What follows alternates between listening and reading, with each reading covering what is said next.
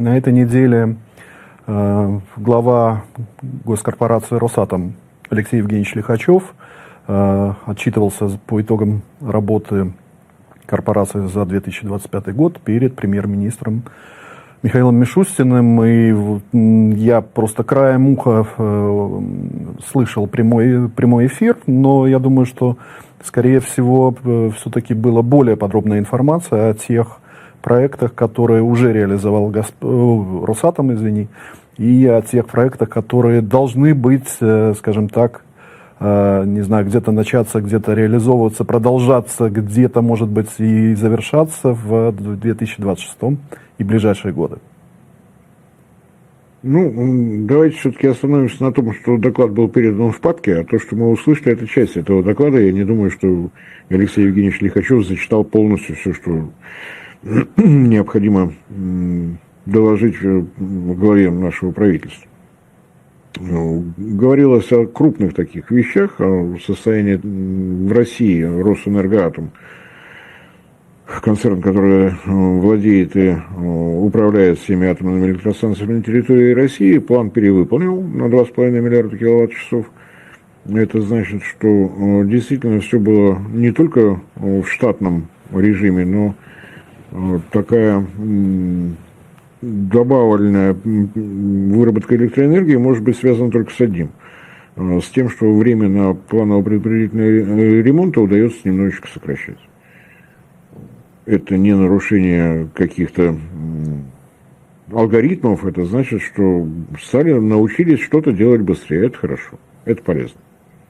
Не было таких простоев, как случились, к сожалению, в 2024 году на Ленинградской атомной электростанции из-за одной турбины. Дважды пришлось останавливаться. Год прошел штатно. Отдельно, конечно, господин Лихачев отметил, как это назвать, экипаж Курской атомной электростанции, которому, к сожалению, пришлось работать около года в крайне неприятных условиях, в отличие от России. Ну, в принципе, у нас только два государства считают, что они имеют право атаковать ядерные и радиационные объекты, это Соединенные Штаты и Украина. Были, к сожалению, сложности и у Курской атомной электростанции, то, что сотрудники все это выдержали, но действительно честь и хвала. Под елочку, как мы уже слышали, удалось ввести Курскую атомную электростанцию 2, то есть первый реактор ВВР ТОИ, оптимизированный, типовой оптимизированный, информатизированный, вот так он называется, мощностью 1250 мегаватт, но сейчас он работает на уровне 240 мегаватт. Набор мощности только после получения лицензии Ростехнадзора, который будет за всем этим внимательно следить, но в любом случае в течение 2026 года реактор выйдет на полную мощность, войдет в так называемую коммерческую эксплуатацию. При этом продолжается строительство второго блока Курской атомной электростанции 2, продолжается строительство на Ленинградской атомной электростанции, то есть все идет штатно, нарушений нигде нет, несмотря на все те обстоятельства, в которых и Россия вообще, и Росатом в частности вынужден работать. Отдельная совершенно история с проектом «Прорыв» в городе Северске. У нас почему-то в прессе любят называть первый реактор четвертого поколения, ну, простите. Первый реактор четвертого поколения, БН-350, вот нельзя уходить от Казахстана. Именно там начал работу первый в истории мировой атомной энергетики реактор поколения 4.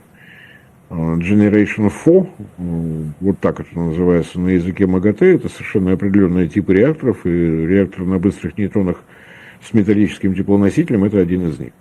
А проект «Прорыв», он действительно прорыв, это не связано с тем, что, опять же, реактор на быстрых нейтронах.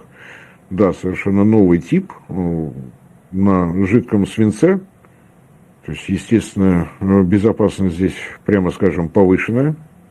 В том случае, к примеру, если прекращается внешнее питание реактора, радиационная опасность отсутствует, потому что застывает свинец. Из него радиация не вырвется никуда.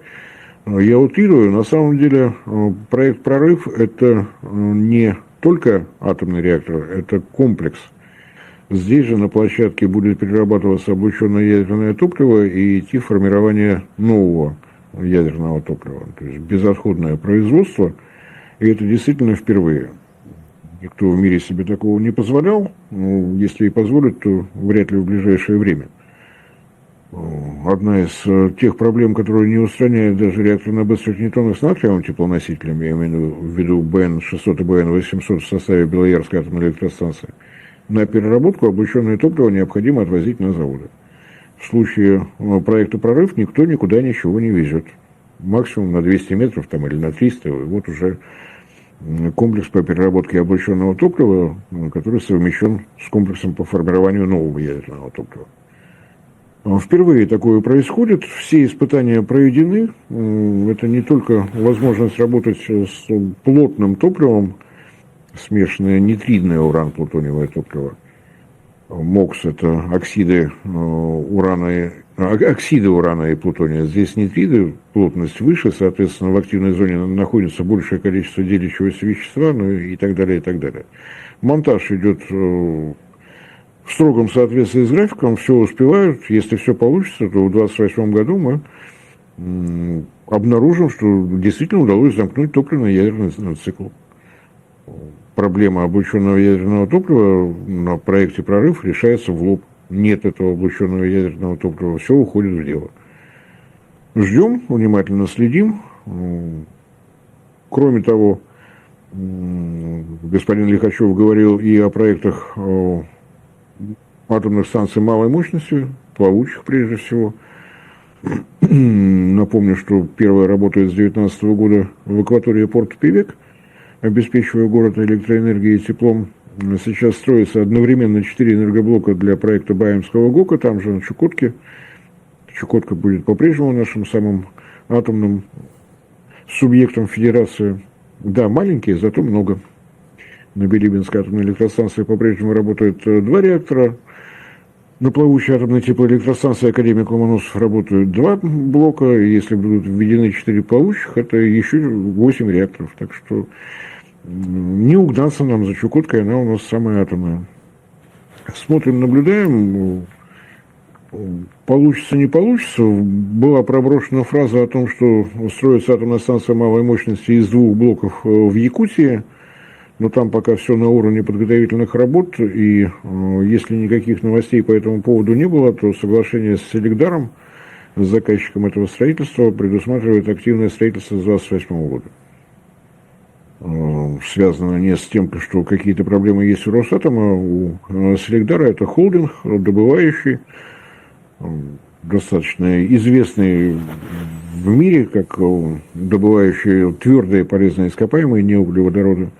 Может быть, у него свои какие-то производственные или экономические планы немножечко скорректировали.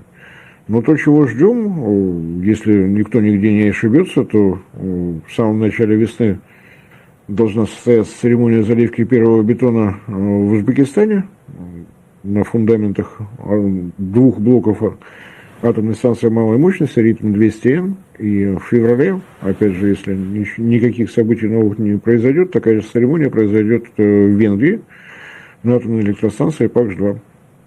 Венгрия сумела добиться полного согласия Евросоюза с тем, что строительство будет вестись, ограничительные меры со стороны США тоже сняты, здесь тоже все должно пройти штатно. Ну и ждем, конечно, когда закончится инженерно-изыскательные работы на площадке атомной электростанции в Казахстане. Насколько я помню, еще упоминалась БелАЭС, и накануне встречи Алексей Лихачев был на АЭС Вакую. Что оттуда, какие новости есть? Так, что касается Белоярской атомной электростанции, проект БН-1200, по белорусской, да. Заявка со стороны Минска пришла, разумеется, она одобрена, и сейчас начнутся все те же геолого-инженерные проверки площадок, где возможно начать строительство.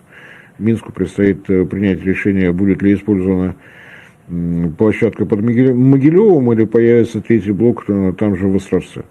В любом случае геологи должны перепроверить, потому что изыскания проходили в середине нулевых годов, мало ли что. Заповедь атомной энергетики номер 0, проверь, потом еще раз проверь и перепроверь. Безопасность прежде всего. Но здесь такой спешки нет.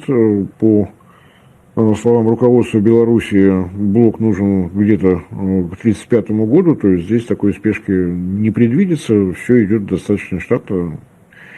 Будем смотреть, может быть, из Беларуси появится заказ на строительство, ну, так скажем, малое предложение Росатома. Исследовательский реактор по вашему индивидуальному заказу с набором горячих лабораторий и так далее, и так далее. Во всяком случае, Институт физики Сосны над этим размышляет. Может быть, вот такая новинка появится. Что касается Аккую, в этом году ожидается пуск первого блока. Всего их там 4 предусмотрено. Визит не только руководства Росатома, но и руководства Турции на атомную электростанцию состоялся.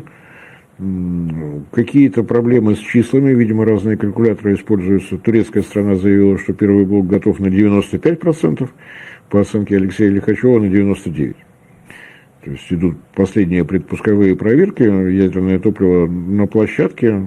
То есть, ну, если совсем коротко, ждем отмашки от государственного регулятора Турции, без этого никто ничего делать не будет. Но ожидается, что это произойдет в ближайшее время. Ну, то есть планируется все-таки этот год? Первый блок в этом году, да. Ну и кроме того, напомню, что в этом году ожидается выход на минимально контролируемый уровень и дальнейший подъем мощности на атомной электростанции Рупур на первом блоке в Бангладеш.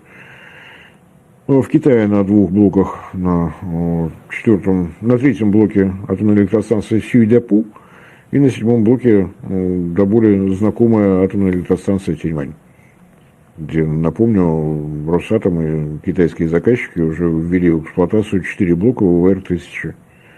Новые блоки это ВВР-1200, ядерное топливо уже на площадке, то есть тоже все идет в строгом соответствии с календарным графиком, предусмотренным в контракте. Ну и... Это что касается атомной части Росатома. Росатом стал намного шире. Да, насколько я услышал, там, по-моему, более 600 предприятий сейчас входит в концерн, то есть это просто... Да, ну так списочно. Росатом это не только атомная энергетика, но теперь и ветряная энергетика. Росатом это композитные материалы, это все, что связано с углеводородными волокнами, вот это направление и масса других. Я позволю себе заметить, что одной из новостей этой недели, которая меня действительно порадовала, Росатом освоил выпуск лопаток для газовых турбин от компаний GE и Siemens. Казалось бы, причем здесь Росатом? Ну, Росатом, во-первых, это композитные материалы, во-вторых, в городах присутствия у них работают в том числе и газовые электростанции, разумеется, Росатом за ними внимательно следит с тем, чтобы лопатки это, в принципе, расходный материал, чтобы после того, как очередная не вышла из строя, не останавливать электростанцию. Но для России это весьма значимый результат, потому что оборудование от General Electric, от Siemens у нас стоит на многих электростанциях. Проблемы с поступлением запчастей понятны, и вот сейчас выясняется, что мы здесь неожиданно потеряли импортозависимость. Ну и для компании, эксплуатирующих газовые электростанции, вот такая новость от нашей атомной корпорации. Хорошая новость. Казалось бы, мелочь, да, но вот, на мой взгляд, весьма и весьма значима. Ну и в конце... Несмотря на то, что мы охлаждаем экономику, энергодефицит у нас потихонечку нарастает сразу в 4 регионах. Так что то, что не будут слишком длительными планово-предупредительные ремонты, это хорошо. Ну что ж, в конце программы предлагаю вернуться все-таки в Казахстан еще раз. Да, то есть он у нас несколько раз сегодня в программе звучал. Казалось бы, такое политическое было собрание в Кызылорде. Это 5-е заседание Народного Курултая, Народного собрания Казахстана. И вот там Касым-Жомарт Токаев в том числе коснулся и угледобывающей отрасли. По-моему, 110 миллионов тонн было добыто в прошлом году. Ну, такой хороший результат. Но Для Казахстана великолепный результат. Да, вот мне понравился другой момент в его выступлении. Мы с тобой как-то касались того, что Владимир Владимирович Путин пристальное внимание сейчас, ну, скажем так, обратил внимание в правительство на создание и поддержку центров обработки данных, да, так называемых ЦОДов, либо дата-центров. Вот президент Токаев тоже подошел к этой теме, и, по-моему, в Павлодарской области собирается сделать целый, ну, такой парк, не знаю, долину ЦОДов, и которая должна обеспечиваться электроэнергией, охлаждением и прочим от угля с Экибастузского бассейна. Вот на твой взгляд, вот эта вот тенденция последних лет, которая была в том числе и в Казахстане, ВИА, да, а вот здесь уголь, и я так понимаю, ну, ЦОДы-то будут потреблять ого-го сколько. Вот насколько, на твой взгляд, эта угольная сейчас реинкарнация в Казахстане принесет, ну, не знаю, мне кажется, дополнительные прибыли и деньги в страну? На мой взгляд, это блестящее совершенно решение. Удивительно, что это предлагает не министр энергетики, а президент страны, но, значит, вот, внимание к энергетической отрасли вообще и к угольной в частности у господина Токаева весьма высокое. Но его предложение, да, действительно, на базе угольной генерации развивать центры обработки данных, или, как в его речи прозвучало, дата-центры, решение совершенно правильное. Дата-центры, работу которых мы то разрешаем, то запрещаем по разным регионам. Для меня, как для энергетика, совершенно все равно, что делает электронное оборудование, там какой-то майнинг или обработка данных. Важно, что сырьем для нее являются киловатт-часы. Идеальный потребитель, который способен работать 24 часа в сутки, 365 дней в году на одной мощности, на самом деле мечта любой генерирующей компании, но нет у нас лишних киловатт-часов, поэтому как-то вот у нас сложненько с этим. Подход господина Токаева, ну, совершенно блистательный, потому что зависимость от мировых цен, что у России, что у Казахстана по углю имеется. И для того, чтобы эту зависимость снижать, то есть чтобы не было вот таких кризисных явлений, которые мы сейчас у себя дома наблюдаем, предложение господина Токаева увеличить потребление угля внутри Казахстана. Тогда не будет такого острого давления, если что-то там на мировой арене произойдет. Для Казахстана это тем более важно. Да, российский уголь ушел из Европы, его место в том числе занял и казахстанский уголь, но есть вопрос логистики. Мы в России не очень любим тарифы РЖД. А Казахстану для того, чтобы доставить уголь в Европу, надо платить 2 железным дорогам. Понятно, что это сказывается на прибыльности, и появление новых угольных электростанций с заведомо выигрышными потребителями, которыми являются вот эти дата-центры, ну, по-моему, очень хороший тактический ход. Насколько получится сказать, сложно. В том же выступлении он сообщил о том, что нужно как можно быстрее решать те вопросы, которые не удалось решить по нашему межправительственному соглашению. Напомню, предусматривалось строительство угольных электростанций в Семее, в Павлодаре. Третий город уже забыл. Ну, проект ушел, неинтересно. Изначально предусматривалось финансирование со стороны банка ЕАЭС. Потом по неназванным причинам это ушло в прошлое. Интеррао, государственная компания, которая была назначена ответственным оператором, так скажем, этого проекта, все, что могла предложить финансирование со стороны российских банков на общих условиях, но, разумеется, это никого не устроило. Понятно, что этот проект просто уйдет. Энергодефицит Казахстана по-прежнему в районе 10%. Обеспечивается он поставками из России. Есть и ответные перетоки, но картинка такая, что Россия поставляет электроэнергию в часы максимального спроса, то есть по максимальной цене.